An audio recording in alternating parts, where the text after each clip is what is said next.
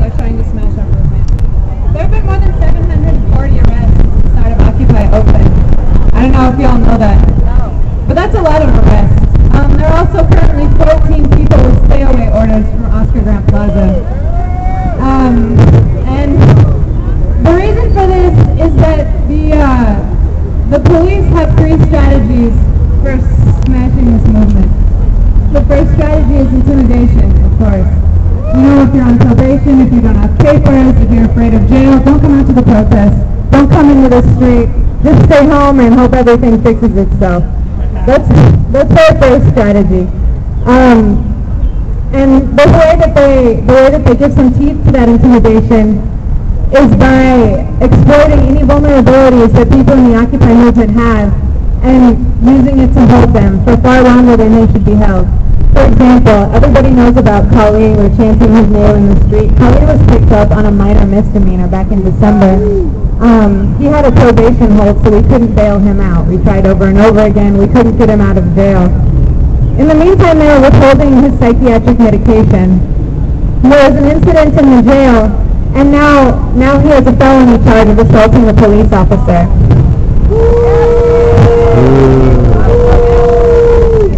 George Zimmerman's bail was $150,000. Khalid's bail is $580,000.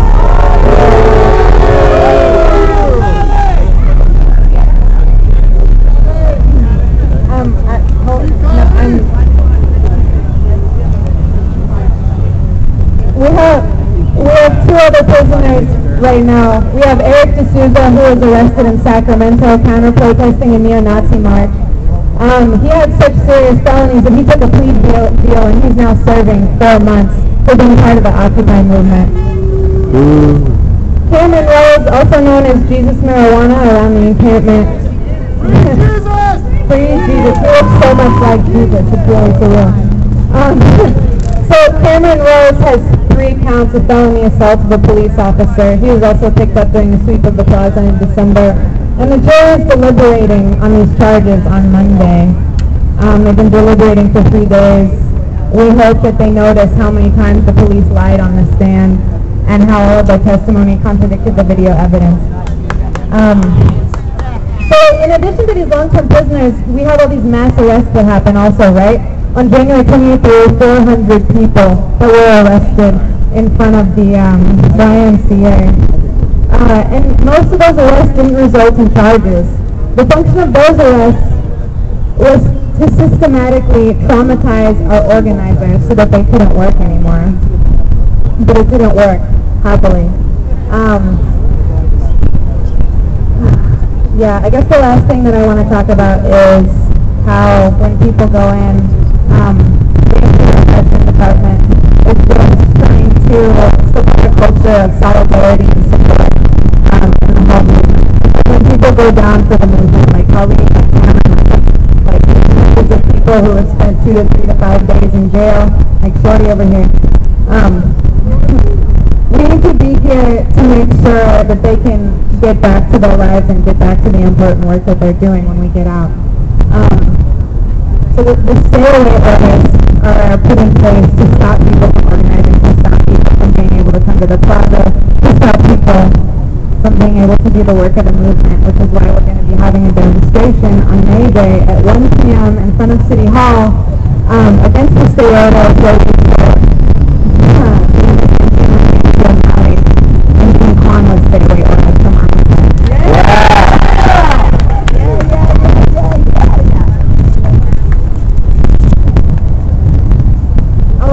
Also, we're about to put some commentary on some people's books and their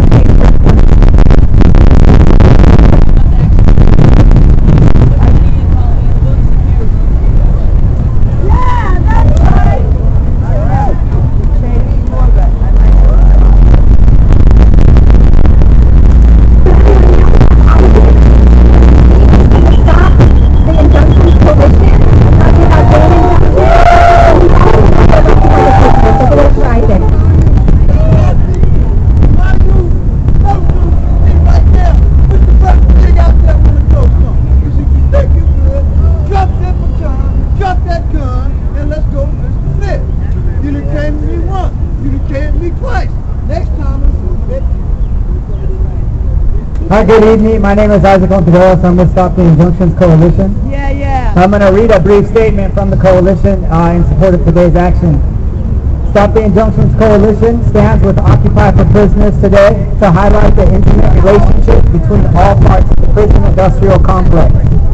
We know that it is policing practices that drive people into cages. In keeping with today's slogan, an injury to one is an injury to all, we know that whether that injury is the result of harassment and arrest, tear gas, police batons, imprisonment, the torture of solitary confinement, or death at the hands of the state, we all suffer more when the system is allowed to move ahead without resistance. Gang injunctions are a policing tactic designed to target, contain, and control whole neighborhoods. They pave a smooth path for gentrification and the destruction of poor and working class communities. They profile and demonize people of color, immigrants, and young people. Not dissimilar from the stay-away orders faced by Occupy protesters, they name people as nuisances, and they say they are best dealt with by isolation and violence. At 40% of Oakland City budget, policing is clearly the go-to option for Oakland City leaders. Rather than investing in quality education, meaningful after-school programming, community centers serving youth and elders, park and recreation, the city continually invests in approaches based on containment and growth. We know that crime rates went down drastically while the Occupy encampment was in place. Yet the response to the encampment was a full-out onslaught of police violence. Through organized resistance, we have been able to substantially limit the impacts of gang injunctions. Our collective voices, combined labor, and unified vision stopped what promised to be a steamroller of policing in its tracks. We know this is only the beginning, however. We must continue to resist policing in all its forms. We must persist to demand an end to all imprisonment. We must stand together, because together we are stronger than any cage, any police force, and any court. Thank you.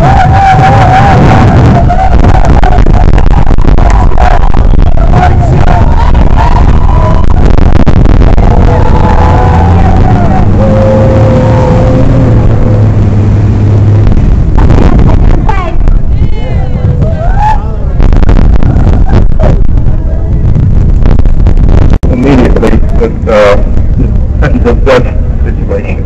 I've recently seen a photo of you in the visiting room. You look well. I like your new do.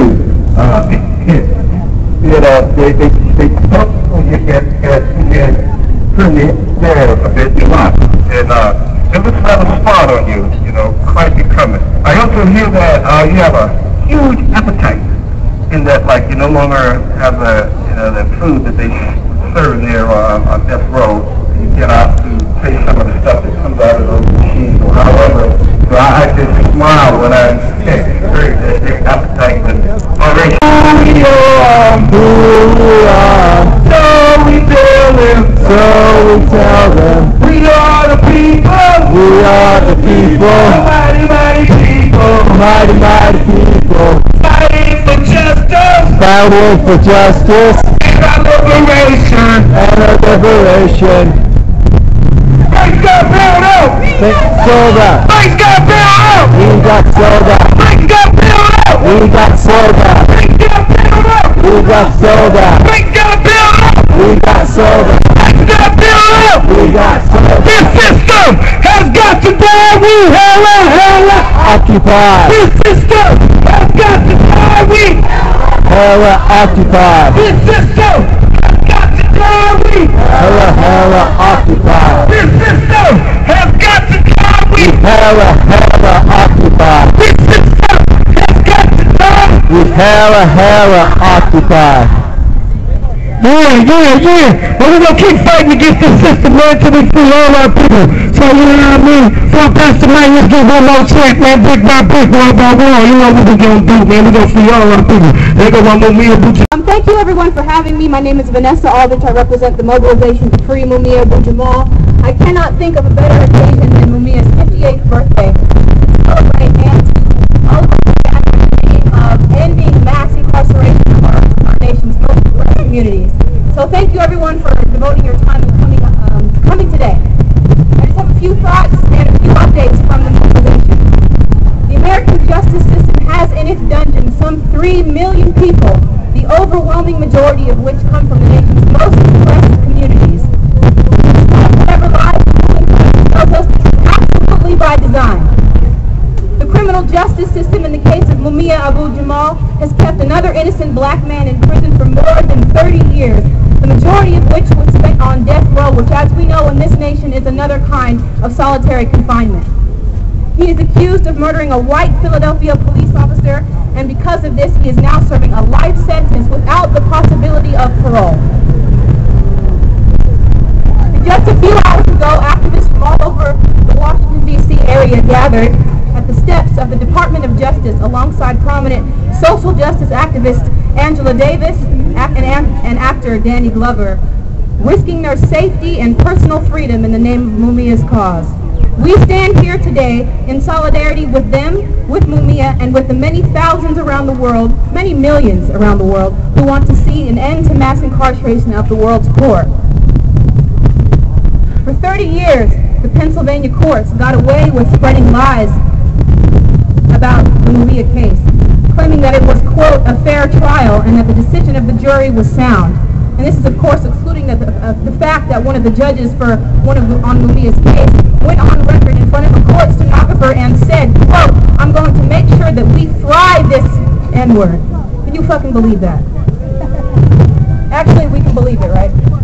The truth about Pennsylvania's racist criminal court system is that it has quite simply been afraid to view evidence that so clearly points to his innocence and that he's been framed up as a political prisoner, afraid to let this world-class activist return to the movement that so desperately needs him back, afraid that the facts of Mumia's case and the sheer outrage of the people will only expose them as the greedy, racist, pig bastards that they really are.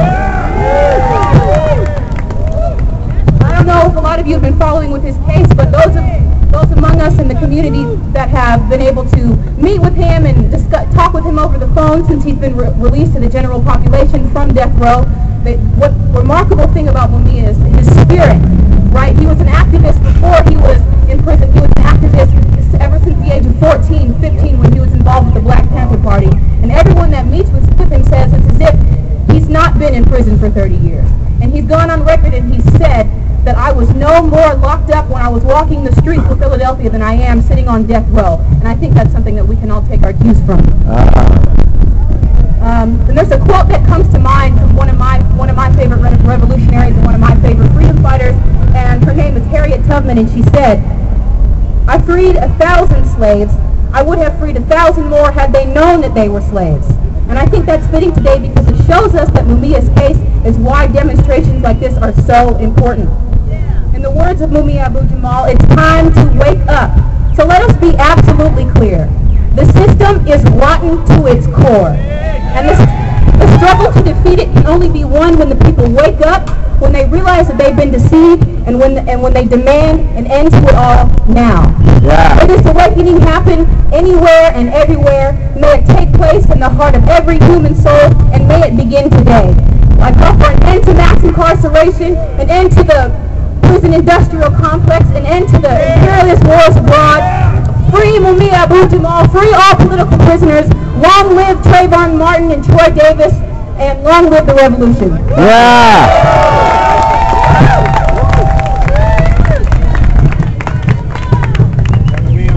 All right, now we have Chris from the Labor Action Committee to free Mumia Abu Jamal. Free Mumia now. Free Mumia now. That's our call. The Labor Action Committee to free Mumia Abu Jamal is dedicated to the proposition that Mumia is innocent and that he needs to be freed by a mass and working class movement. The working class movement is the only real power in society that can bring this system to a halt and bring capitalism down forever. Yeah. Now, in 1999, the Labor Action Committee to free Mumia was instrumental in inspiring the longshore workers' port shutdown to free Mumia Abu Jamal. This was in 1999. The longshore workers came out and led a march through San Francisco. They shut down ports all up and down the West Coast for an entire ship to free Mumia Abu-Jamal. That's the kind of power we have to bring to bear through a mass movement and a workers' movement to free Mumia and all political prisoners. Also in '99, the Oakland teachers conducted an unauthorized teach-in on Mumia and the death penalty, and teach-ins like that were carried out by other teachers, including around the world in Rio de Janeiro. Now, so what we say is, labor action to free Mumia. Labor action to free Mumia. Labor action to free Mumia. Now, we have to keep in mind that Mumia Abu-Jamal, together with people like Leonard Peltier, Bradley Manning, the Cuban Five, all of these people are political prisoners, but one thing unites them. They didn't commit any crime other than opposing the system in their various ways, including just by their views. There's a long track record in this vicious imperialist system of doing just that to people they want to target because they think they're enemies of the state. During World War II, Trotskyist communist leaders were locked up just for opposing the war. In the Cold War, communists were persecuted. Then the Black Panther Party was persecuted and targeted under a program called COINTELPRO, counterintelligence. Under this program, the FBI worked with local police. They wound up murdering 38 Panthers behind that. This is what happens when you're targeted by the system for your political views. And it's important on the part of the movement to build a mass movement, but to remember our great revolutionary and other political opponents of the system who've laid their lives on the line, sometimes many spending their lives in jail, as are a number of ex-Black Panthers around the country, as well as Mumia Abu-Jamal, who's one of them. And they have to be freed, and they can only be freed by a mass movement and workers' action. Now, the good news about Mumia Abu-Jamal is that he's now off death row. Yeah. Finally, after almost 30 years in prison for a crime he didn't commit, finally the state of Pennsylvania had to throw in the towel on that, and it's because of us that supported Mumia building for most of that, for those 30 years, that they were finally forced to give up. Their evidence was rotten. Witnesses who had spoken out, who had testified against Mumia at the trial had later, recanted their statements. But those things might have been they were ignored by the court system, and they might have been completely ignored had it not been for the movement that kept pounding away to expose the flame-up against Mumia, and that's what the tradition that we have to keep going on. So let's say, down with the flame-up, free Mumia now. Down with the flame-up, free Mumia now. Down with the flame-up, free Mumia now. Free Mumia and all political prisoners. Yeah. All right, so let's hear a statement from Mumia that he had prepared for the stage. The very same forces that wrest economies abroad for short-time gain there are swinging a giant wrecking ball toward you and your tomorrows. If that doesn't fuel you, what will? If that doesn't steal you, what will? If you would be the 99%, be the 99%. This is not only possible, it's necessary. The real deal is occupy everything. Where the people are, there should you be. Where power and wealth are hurting the people, there you should be organizing, resisting, fighting back, winning a better world. You will succeed if you fight hard enough, for despite what the corporate media echoes, the majority of the people are on your side. You're voicing their concerns, their fears, and their sense of mass betrayal. In fact, it has largely been the reporting media that has betrayed their readers, listeners, and viewers, not only by selling the wars, but by selling their corporate visions to the world, in effect, by being their mouthpieces. That's where the big bucks are. So, to defend their masters, the lords of high finance, they will try to savage a reflection of their bosses' fears. Keep on rolling. Keep on moving. And while you do it, treat each other as brothers and sisters. Compañeros y compañeras, care for each other. For that in itself will distinguish your movement from the market-driven carelessness and selfishness that characterizes the age of globalized capital. Same old has not been working for us. We need only look around us and see this. It's time for a better way. Do you wait or do you act?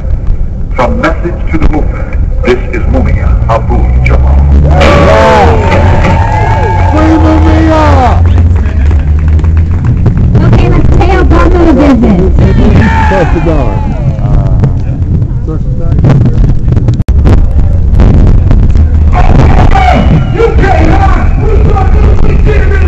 Obama, you can't hide. We charge you with genocide. Obama, you can't hide. We charge you with genocide. Obama, you can't hide. We charge you with genocide. Obama, you can't hide. We charge you with genocide. Obama, you can't hide. We charge you with genocide. Obama.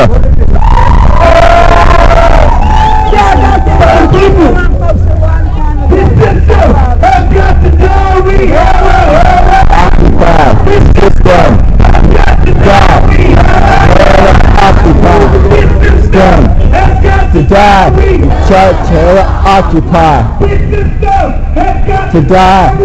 Terror occupy.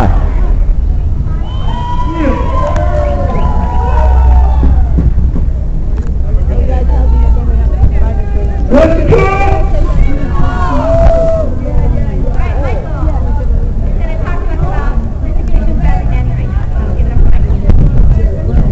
How y'all doing? Yeah. Right on. They got really scared when we put up on the board. But we're definitely going to confront them on this. Sorry. Yeah. My name's Michael Bowman. I'm with Courage Street Bid, the Bradley Main Support Network in Iraq Veterans Against the War. Prepared something. Nobel Peace Prize nominee PFC Bradley Manning, a 24-year-old U.S. Army intelligence analyst, is facing life in prison and has been held in pre-trial confinement without a court-martial for nearly 2 years. He endured torture and held in solitary confinement for the first 10 months of his incarceration. He's accused of releasing the collateral murder video that shows the killing of unarmed civilians and 2 murderous journalists by a U.S. Apache helicopter crew in Iraq. He is also accused of sharing the Afghan war diary, the Iraq war log, and a series of embarrassing U.S. diplomatic cables. These documents were published by the anti-secrecy website WikiLeaks. And they have illuminated such issues as the true number and cause of civilian casualties in Iraq, along with the number of human rights abuses by U.S.-funded contractors and foreign military. The role that spying and spies play in international diplomacy. Given the war crimes exposed, if PFC Bradley Manning was the source for these documents, he should be given the Medal of Honor. Yeah. Not a single person has been harmed due to the release of this information. Defense Secretary Robert M. Gates has called the effect of WikiLeaks releases on U.S. foreign relations fairly modest. Yet the Obama administration, the Department of Justice, has chosen to persecute the whistleblower rather than prosecute the war criminals who were exposed. While the prosecution has declared it does not intend to seek the death penalty, they do seek to lock PFC Manning away for life, with the most ridiculous charge of aiding the enemy. Even through chat logs attributed to Bradley Manning by the FBI and the Department of Justice, clearly show intent only to inform the public and promote discussion, debates, and reforms. The Department of Justice is a leading collaborating agency involved in the persecution of USC Army PFC Bradley Manning. Soldiers are promised fair treatment and speedy trial under the Uniform Code of Military Justice. However, soldiers responsible for PFC Manning's care took it upon themselves to abuse him by keeping him locked up in solitary confinement for the first 10 months of his incarceration. During this time, Bradley was denied meaningful exercise, social interaction, sunlight, and on a number of occasions he was forced to stay completely naked. These conditions were unique to Bradley and are illegal even under U.S. military law. as they amount to extreme pretrial punishment. In March 2011, Chief U.S. State Department spokesperson P.J. Crowley called PFC Manning's treatment at Quantico, Virginia, Marine Corps brig, ridiculous, counterproductive, and stupid. He was forced to resign shortly after admitting this. Since resigning, he has stated the prosecution's heavy-handed persecution of PFC Manning has undermined the government's credibility. Bradley Manning's treatment sparked a probe by the United Nations Rapporteur on Torture, Juan Mendez. Mr. Mendez stated that he has been frustrated by the prevarication of the U.S. government with regard to my attempts to visit Mr. Manning. After having his request to visit, Bradley repeatedly blocked, and after completing a 14-month investigation, Mr. Mendez issued a statement saying it only took 1 week in April 2011 to have 500,000 people sign a petition calling on President Obama to end the isolation and torture of Bradley Manning. The Obama administration's ongoing persecution of Bradley Manning has served as a chilling deterrent to other potential whistleblowers trying to serve public integrity. And over 300 top legal scholars have declared that Bradley Manning's treatment was a violation of the 8th Amendment's prohibition against cruel and unusual punishment, as well as a violation of the 5th Amendment guaranteed under punishment without trial. Among the signatories is Professor Lawrence Tribe, Harvard professor who taught President Obama. Professor Tribe, until recently, was a senior advisor at the U.S. Justice Department. Partially in response to public outcry on April 21, 2011, Bradley was moved from Quantico to Fort Leavenworth, Kansas, where his conditions were greatly improved. The very day he was moved, President Obama retired at a breakfast protest. At the end of the fundraiser, a member of the Bradley Manning support network questioned him about the situation. The president said that he, Bradley Manning, broke the law. His pretrial declaration of guilt has caused concern among legal experts, who argue it is clearly a case of undue command influence. President Obama is the highest-ranking military commander, and soldiers follow his orders. He set the tone and direction of supported military prosecution. It is now difficult for soldiers to express support for PFC Bradley Manning, who, like many soldiers who follow their leader, assume PFC no charges filed against any of the soldiers who took it upon themselves to abuse Bradley while he was under their supervision. Bradley Manning has a growing list of supporters who all want the charges against him dropped. Among the supporters are famous whistleblower Daniel Ellsberg, who leaked the Pentagon Papers in 1971. Recognizing the valor required to tell the truth, Ellsberg called PFC Bradley Manning a hero, and we agree. Drop all the charges. Free PFC Bradley Manning. Free Bradley Manning! Today, supporters of accused WikiLeaks explorer PFC Bradley Manning are taking action in over 14 cities worldwide, including our occupied Department of Justice, as its pre-trial hearing resumes. Yesterday, PFC Bradley Manning's lead counsel, David Coons, published most of the motions filed by the defense. These documents, which were redacted at the government's behest. So much for a fair and open trial.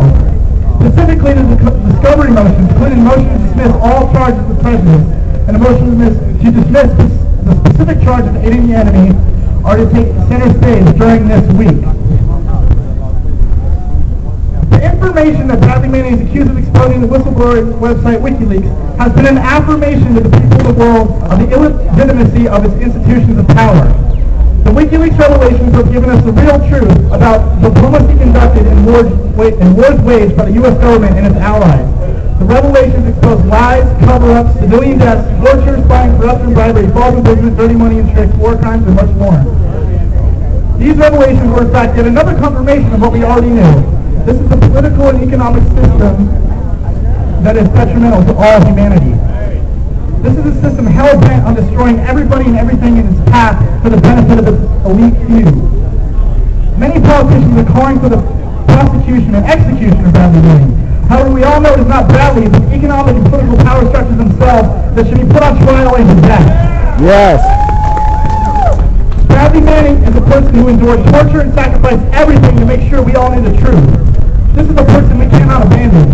We will not tolerate the persecution of the most influential whistleblower of our generation. From North Africa to the Arab world, Europe, and now the United States, occupations, uprisings, strikes, revolts, insurrections, and revolutions have ignited the world. Bradley Manning has made it clear the best way for him is to make the necessary changes based on the information that was released. We have all the information, capability, and capacity. We need to make those changes happen. We all know what needs to be done. It's up to you and me to make the next domino fall. Let's do it together. Yeah. All roads lead for distance in 2012. We will be at the NATO Summit next month in May in Chicago, Illinois. We will be at the Republican National Convention in August and September, Florida. We will be at the Democratic National Convention in Charlotte, North Carolina in September. We will be at Fort Meade for the pre-trial hearing and an action about the system of injustice and injustice everywhere. Free Bradley Manning and all political prisoners. I will see you in the streets. Bradley Manning, hello. Yeah.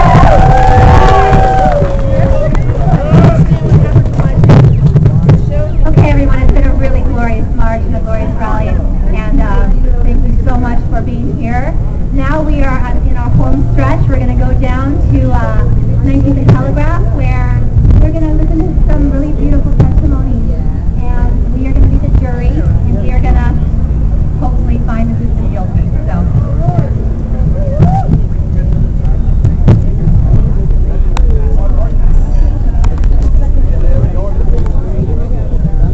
Lynn Stewart's message to Occupy Day in support of prisoners. This is Mumia Abu-Jamal reading the words written by political prisoners and people's lawyers, Lynn Stewart at Carlswell Federal Medical Center. This Occupy rally is what must happen in every jail in the United States. A direct challenge to arbitrary power that thinks it can lock up those with the greatest grievances against the system and systematically demonize them to their fellow citizens. I speak now for all the 2 million, but of course, particularly on behalf of those political prisoners who actively fought and tested this unjust system and now suffer in SHUs and other forms of solitary confinement. Many have been tortured for the last 30 years or more. When they were captured in the heady political days of the 60s and 70s, we were convinced that fundamental change was inevitable. Indeed, that it was right around the corner. It still remains inevitable, but now we understand the protracted struggle necessary to breach this evil system. I, for one, am recruited to accomplish the freedom of political prisoners, and as my comrade, Chairman Fred says, free them all. This has been Mumia Abu-Jamal, reading the words of political prisoner and people's lawyer, Lynn Stewart, Carswell Federal Medical Center. Yeah.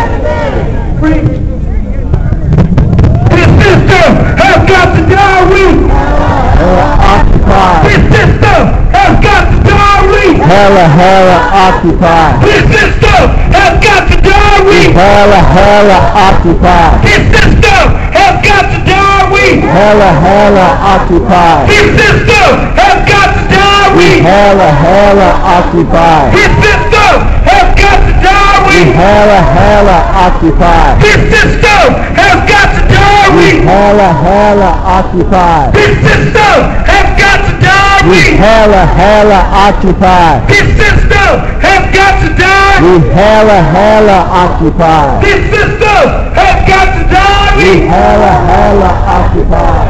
Outside, inside.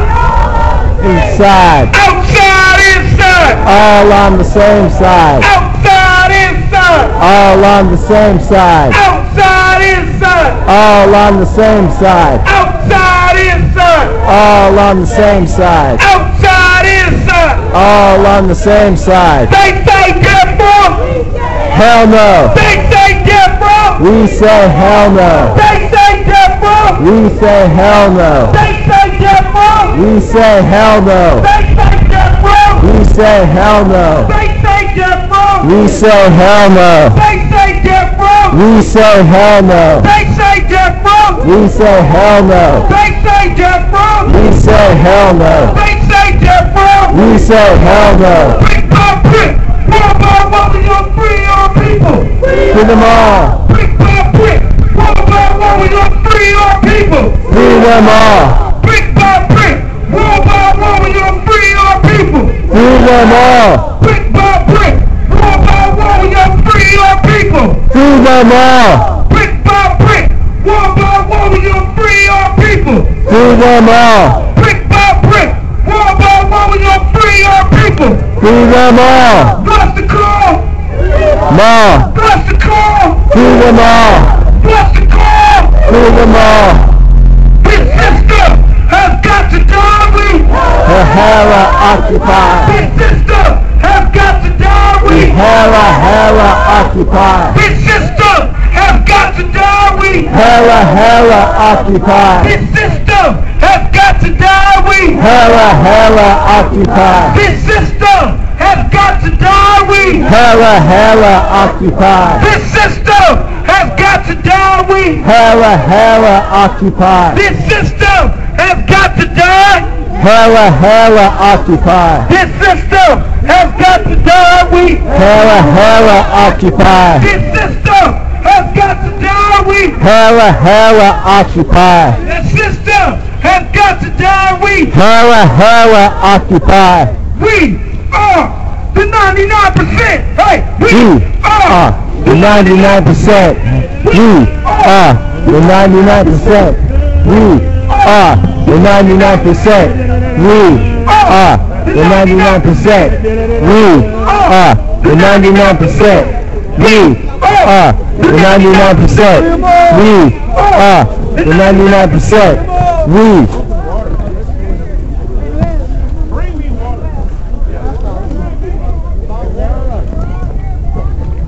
Okay. Free them all. Brick by brick, wall by wall, we gonna free our people. Brick by brick, wall by wall, we gonna free our people.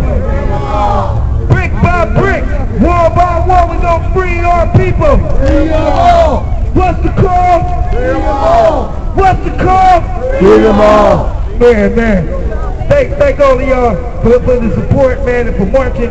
And I'm thankful as a formerly incarcerated person. Imagine how our people on the inside are feeling right now. You know what I'm saying? We got to keep up the fight, you know what I'm saying? And we got to bring millions more, you know, to tear the establishment down. Where's the MC? Right? Jerry Brown, where you stand? Gotta meet prisoners, court demands. Jerry Brown, where you stand? You gotta meet the prisoners, court demands. Jerry Brown, where you stand? You gotta meet the prisoners, court demands.